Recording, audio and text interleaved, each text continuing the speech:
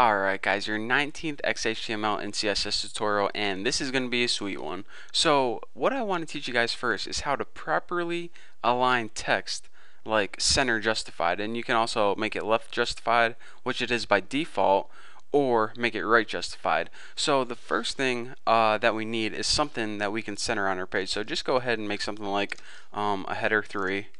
Header 1's just too big. I don't like them.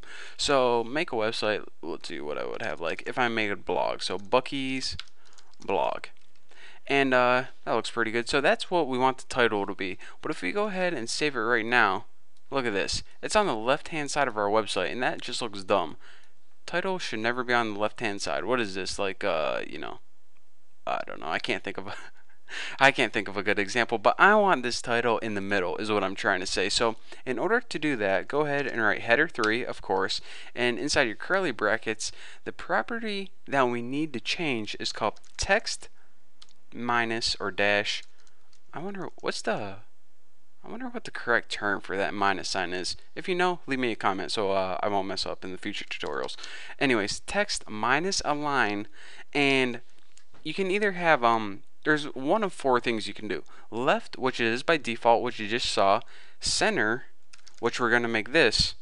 Right, and I think there's one called justified. Now justified, and I never use this one, people usually don't, but I think it's like what newspapers use, where it's left and right justified. So anyways, play around with that if you want, but I want my text centered. So let's go ahead and save this and see what we get.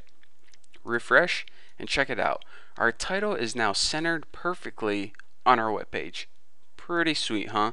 So now that we have a blog, let's go ahead and blog about something. So I'm going to go ahead and make a paragraph, and I'm just going to write, this is the best day ever, and let's just go ahead and paste this a bunch because I really want to get my point across that this is indeed the best day ever. So I'm going to write it like 8,000 times. So let's go ahead and save this and refresh, and it says, alright, this is looking pretty good, but we can't really, this first line doesn't really stand out. It would be sweet if we could just indent this right here.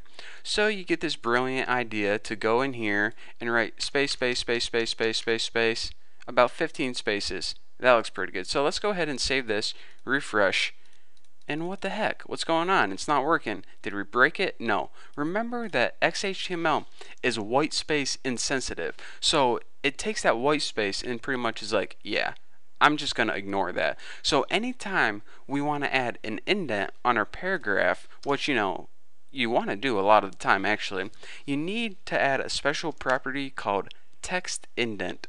Now, text minus or dash, who knows, indent is spelled like that, and you can either do this as a percentage, I believe, or what everyone just normally does is they use a certain number of pixels. How many pixels do you want to indent it? In order to do that, just write the number of pixels and write px after it. So now once we go ahead and save it, it's going to go ahead and indent that 25 pixels. Or again, you don't have to indent at 25. You can indent whatever number you like. But that is how you indent text in a paragraph. So anyways, if you're trying to indent it like this before and it wasn't working, that's why. Because XHTML is just going to ignore your white space and do what it wants. So that's how you make paragraphs indented. So now that we have time, let's go over something cool that you guys are probably wondering what to do. And I probably should have covered this in like one of the first CSS tutorials, but hey, we'll cover it now. In order to change the overall font, or excuse me, the overall color of the text, as well as the background of the entire web page, you need to edit the body element right here. So let's go ahead and type body right there, because we're pretty much, this means affect the whole website. So what do we want to do to affect the whole website? Well, the first thing that we want to do is let's go ahead and change the background color. And you know what the property for this is?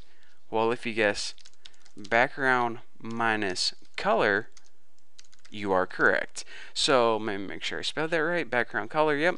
And let's go ahead and change it to something like blue. That should look pretty good. And after this, so now check it out. Our website is going to appear blue with black text. But I mean, that's not the easiest stuff to read. So if we have a dark blue background, it would be a lot easier to read if all this text was white, kind of just like that. So let's go ahead and do that. And in order to make our text white, we can do this in one of two different ways. We can go ahead and make our headers white, and make our paragraphs white, and make everything else white.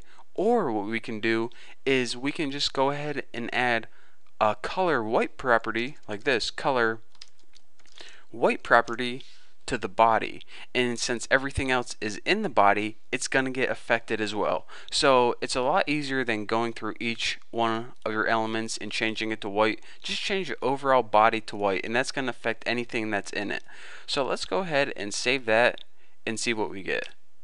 Nice, that is a lot easier to read, and this website is looking pretty good, mostly because it says Bucky on there, and I'm just an awesome guy. So anyways, that is how you affect body, background color, and the text color, and also center align headers, or pretty much center align anything, and also indent paragraphs.